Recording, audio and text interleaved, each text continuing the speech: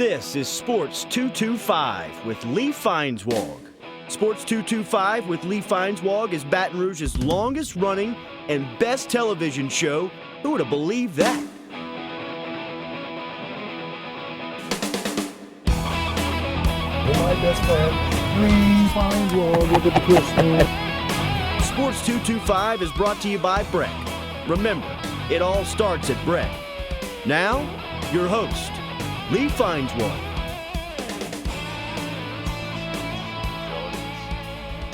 Oh, it's Sports 225. My guest tonight, Scott Rabalais. He is the columnist for The Advocate, and we decided actually a couple of weeks ago that, come on, the Tuesday is when we actually do this, but as you see it on Thursday, after the LSU plays Wisconsin, we'll talk about LSU beating Wisconsin and chippy up ahead and whatever. And so it was good planning, though, that I had you here.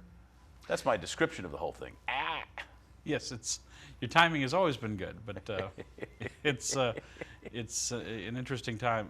What a year it's been in Baton Rouge. Obviously, it's been a terrible year, and people were looking to this team and Southern, I think, too, and the Saints to lift their spirits, and they're all off to terrible starts. There's no spirit lifting, especially coming from the Saints or LSU. No, That's not so much. Darn sure. So you're up there, in Green Bay.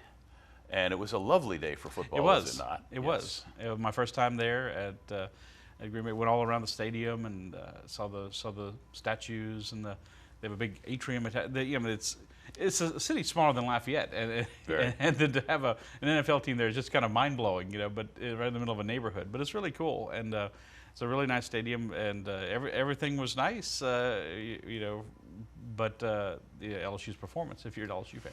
There's so many reports, especially on social media, people who went, had wonderful trips. They had Chicago, they had Milwaukee, they went around Wisconsin.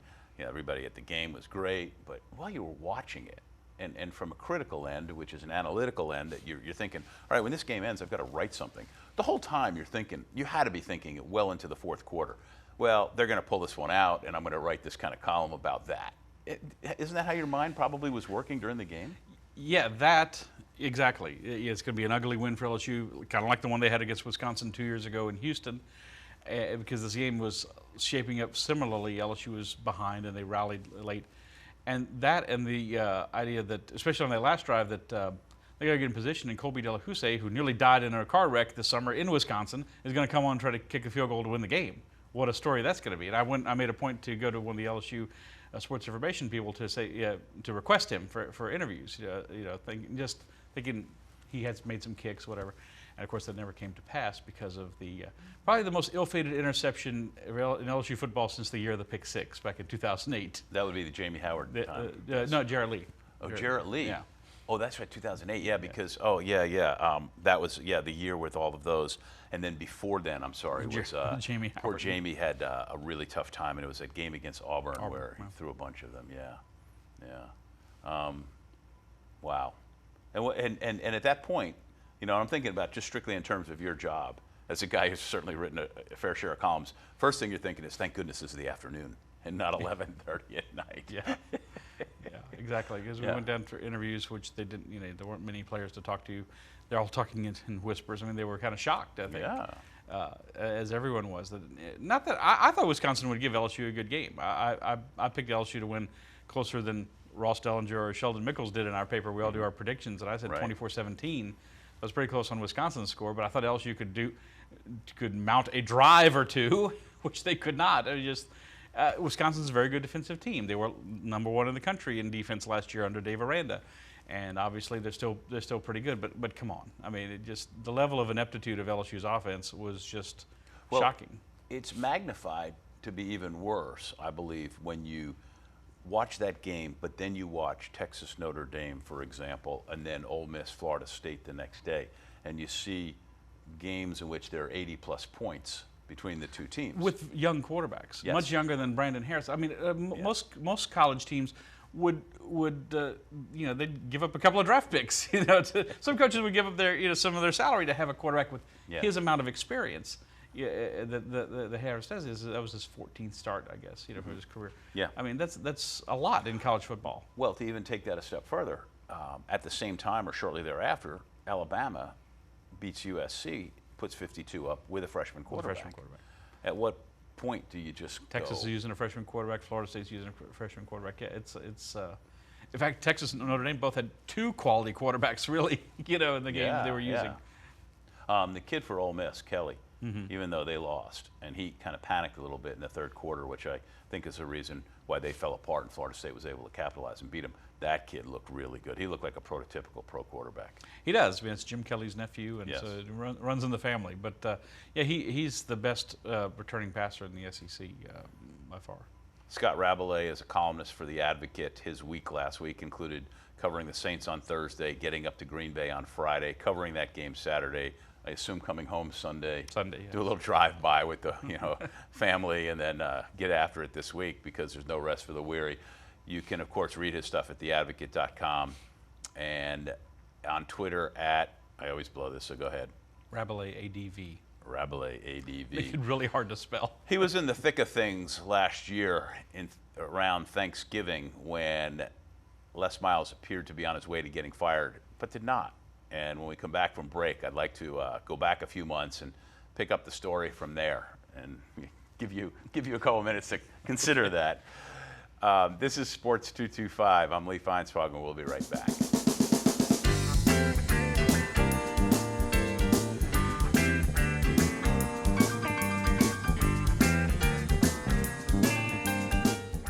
Hi, I'm Joe Martin, president of ITI Technical College, and I really encourage you to come out to our 12-acre campus here on Airline Highway in Baton Rouge.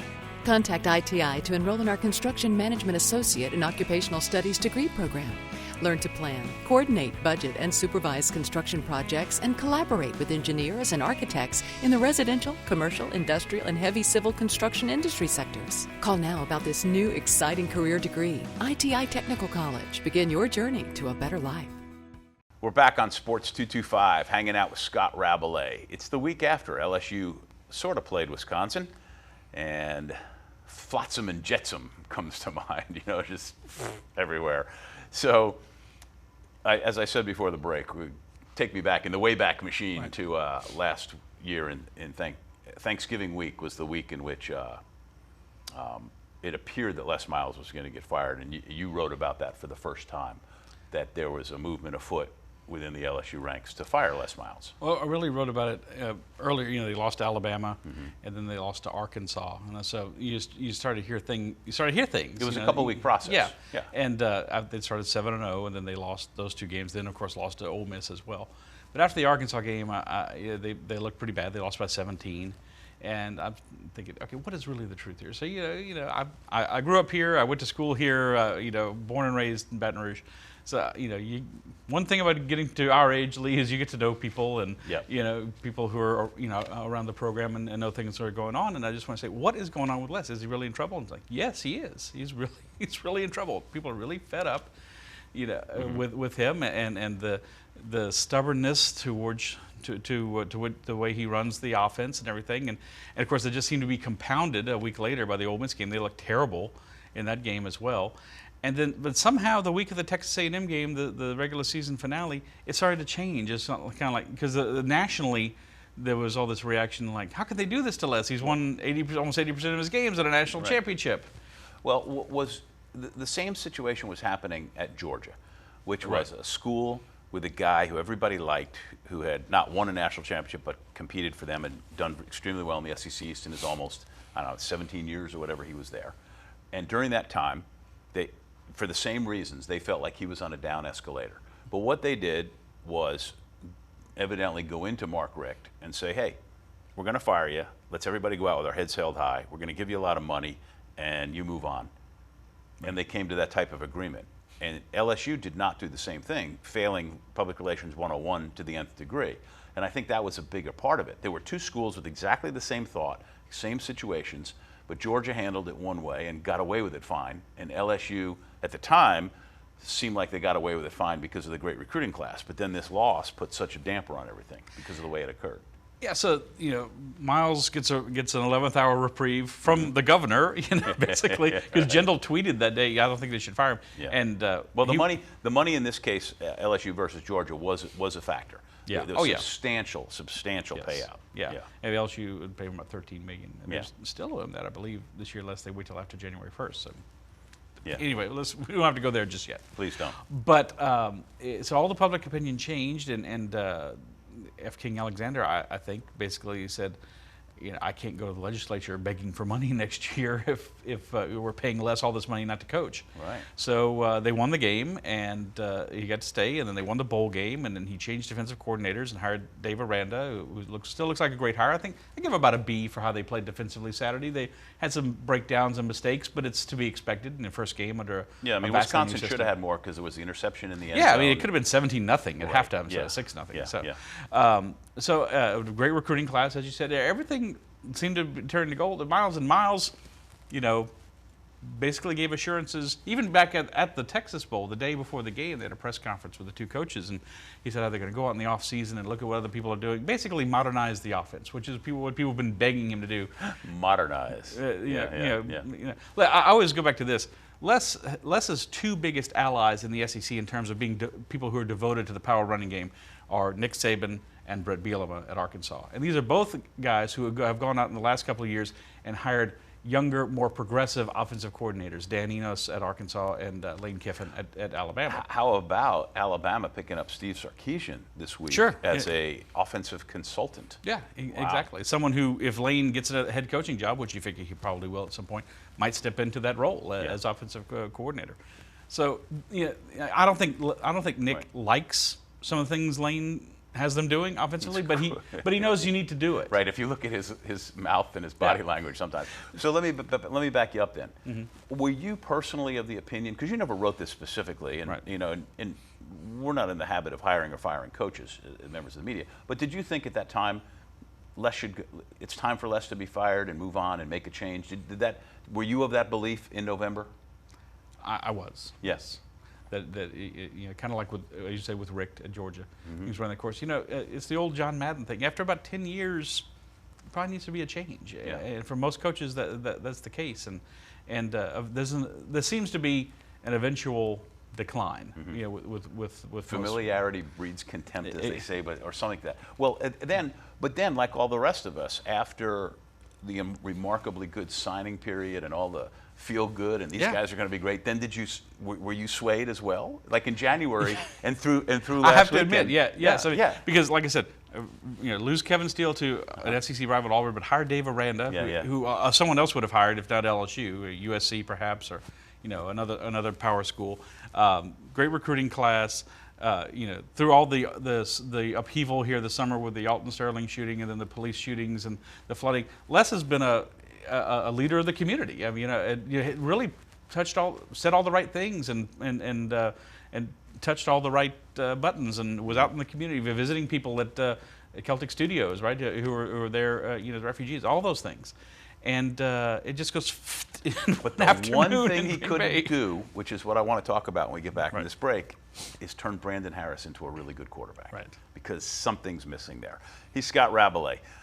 He is the longest running, most frequent guest in the history of this show, which used to be Sports Monday, converted to Sports 225, 6-7 years ago. So over the course of 22 years, he has been in the opposite chair at least 40-something times. And how he's put up with me for all those shows is beyond me, but I appreciate it. Don't even say a word. We will be right back. I'm Lee Feinswag at Sports 225.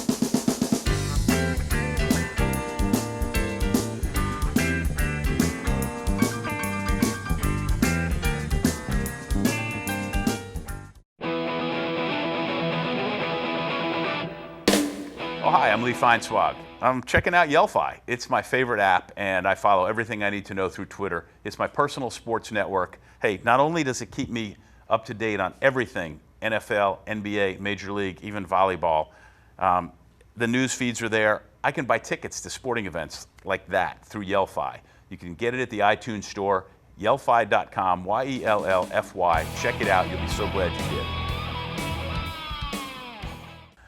We're going live. We got fancy music like Kenny Neal or Kenny Acosta. There you go. Can I say this? I know I've said this before, but one of the coolest things, and we get to do cool things, meet cool people, and go cool places in this business. It's one of the things about it. One of the coolest things ever was being on your show, and John Fred was here playing music and singing during the breaks, and it was a really cool evening. That show. I don't remember how many years ago that was. A long time ago, the late John Fred. We used to do. The setup was different, the studio was different, and we used to have local blues musicians come in, and so many people. Most of the music that you hear on the show is from Kenny Neal and Kenny Acosta, and not Kenny Neal, Larry Garner. I'm sorry, Larry Garner. I would love to have Kenny Neal's, but the stuff I have from Larry, Larry got flooded, by the way, and like many musicians, but is grinding through. He's in Europe half the time playing. They're both so kind. But yeah, so many people. But I have one of the few video recordings of John Fred doing Judy in Disguise. And unfortunately, he's singing it going into break, but we don't keep the cameras rolling as we did the commercials. Then we picked it up coming out of break. So we have, on record, like maybe 40 seconds of him singing it. But God, what a great guy. And of course, super, super important to the baseball community, all the coaching he did at Catholic High and in the leagues leading up to that over the years. But you can talk about the music and you can talk about John Fred, but you can't get away from talking about Brandon Harris. By the way, since we never even said this coming back from break, it's Sports 225. He's Scott Rabalais. I'm Lee Feinswalk, and we are doing the post-mortem, it seems like, I guess, of LSU playing Wisconsin. So correct me if my history is right in my head. Zach Mettenberger gets hurt a few years ago. Brandon Harris comes off the bench. No, it was Anthony Jennings. But that was Anthony Jennings who threw the big long touchdown against pass? Arkansas, yeah. Oh, yeah. It's a good thing I had him correct me, because my brain and then mush. started the Outback Bowl. That's and then it, that was 2013. So Yeah. 2014, Jennings is the quarterback. Harris gets a start Against at Auburn. on the road, and it was a disaster. Disaster, right. And Jennings basically started the rest of the year. Then he beat him out last year. So he started every game last year, the one game at Auburn, and this one. And Anthony Jennings, of course, transferred because he saw that he was going to be buried, so to speak. Right, playing for the Cajuns. Yes, and yeah, he probably wouldn't even have been the second string this year. Probably would be behind Danny Etling. yeah. One of the traits of the Les Miles era is that he's very loyal to his players, and he's not quick to make changes, unless a guy fumbles. Unless he fumbles, that's right. You fumble, then it's like witness protection agency. Yeah, yes. yeah. But on one hand, the defense of Brandon Harris, the LSU offensive line, left a lot to be desired. It will have even more to be desired this week, although that shouldn't matter with Josh Butte on the bench, or not even in the stadium for all I know, when you're suspended for completely bulldozing a player. That was really a vicious hit. Did you ever get a chance, by the way, to watch that and see where was his head such that maybe he did actually not know? Or do you think he possibly, had, but there was open field in front of him. It's not like he was engaged with someone like in the trenches. Yeah. The play had opened it because Harris had wheeled out away from pressure, and it wheeled to his left. So he's kind of out there in front of him. He saw what was going. He saw that he wasn't still returning the ball. I mean, clear. And even if he was, even if that was the case, wasn't trying to make a tackle. He clotheslined the guy. He was trying to hurt him. He hit him pretty good. So all that being said, I don't think that's going to matter against Jacksonville, right? No, I mean although they had a nice victory. They're an FCS level team, and they took Auburn to overtime last year at Auburn. Of course, Auburn didn't have a good year, and they went all the way to the FCS national championship game. So they're not at their level. They're a very good team. Well, after you lose to Wisconsin and score only 14 points, 7 on offense, and that one came off a turnover, you should be concerned. All that being said, all right, what's up with Brandon Harris? Why is the poor fellow not able to improve, at least in our eyes, and show better passing ability and better judgment and better field vision? The only thing you can say is that he just doesn't have it in him. I mean, a lot of reasons a lot of us never played quarterback at LSU is because, or a school like it, is because we weren't good enough. And Harris, you heard it over the summer, to the Manning Passing Academy, or leaking out of practice that he's still not that accurate. And you saw it on the very first pass. He drops back, throws a pass in the left flat, I believe, to Dupree, and it's over his head. I mean, maybe grazed his fingertips, but I mean, not accurate at all. And of course, very bad decisions. I mean, clearly, a quarterback with his level of experience, like you said, he got pressured a lot. I think Ross Dellinger looked at the whole game and charted it and figured on 1/3 of his passing attempts he was, facing pressure or got sacked. But every quarterback with that kind of experience you would expect is just going to throw it away. It's 1st and 15. You just need to get back to the original line of scrimmage. Yeah. They were at the 35. You get back to the original line of scrimmage. Delahousette's kicking a 47-yard field goal, not a gimme by any means, but certainly within his range, and they pull the game out. You just can't give your team no ability to win, and it just seemed like Fournette went out the play before.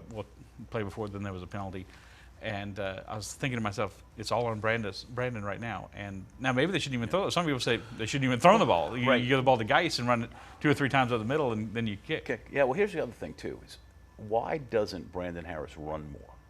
Why doesn't he That has to be a thing, because he can. He can run. You would think. And if your quarterback is so ineffective as a passer, then you have to think, all right, somebody else on the roster, the freshman from Zachary, for example, might be better in this situation. But I mean, LSU. This is the conundrum and the thing that's frustrating to a lot of people about LSU's offensive philosophy. They continue to recruit dual threat quarterbacks like Jennings and Harris and other guys who are coming in like Lindsey Scott, and they continue to make them stay in the pocket, kind of go away from their natural tendencies. Mettenberger was an outlier because he couldn't run, so he had to stay in the pocket. But it's like, it doesn't mesh, what they can do with what they want them to do. Well, I got a question related to that as soon as we get back. He's Scott Rabalais. I'm Lee Feinswag. We got one more segment left on Sports 225, and we will be right back.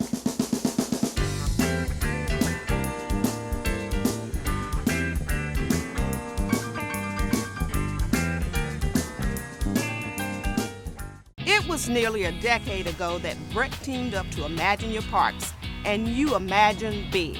12 beautiful community parks from one end of the parish to the other, 1 family-sized water park, and 5 other parks just for your dogs. You have places to splash and places to explore. You have games to play and camps galore. No matter what you like to do or see, visit Breck.org and see how together we have made Breck better than imagined.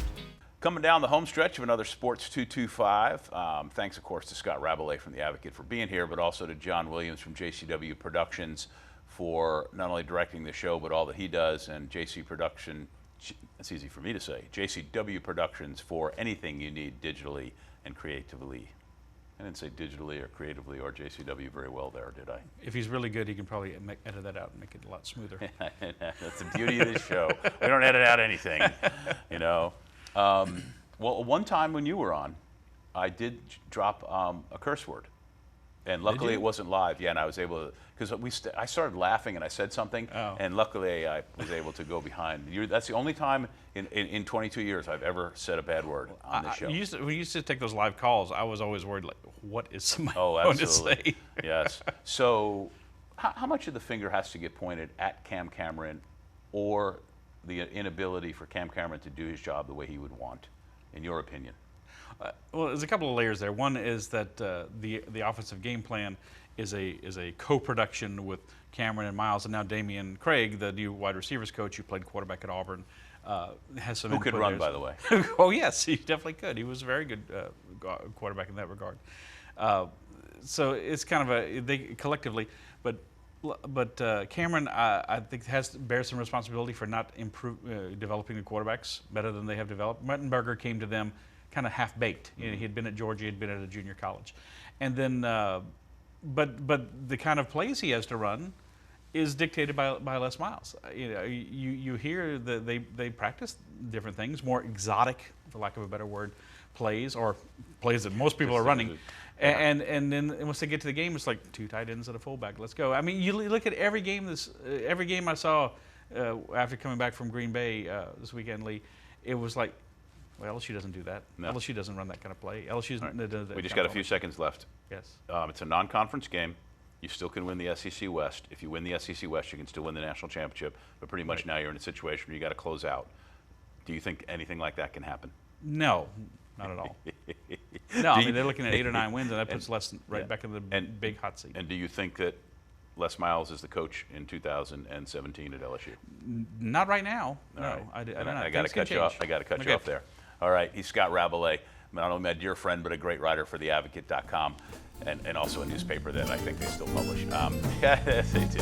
All right, hey, thanks, everybody. I'm Lee Feinswag. This has been Sports 225.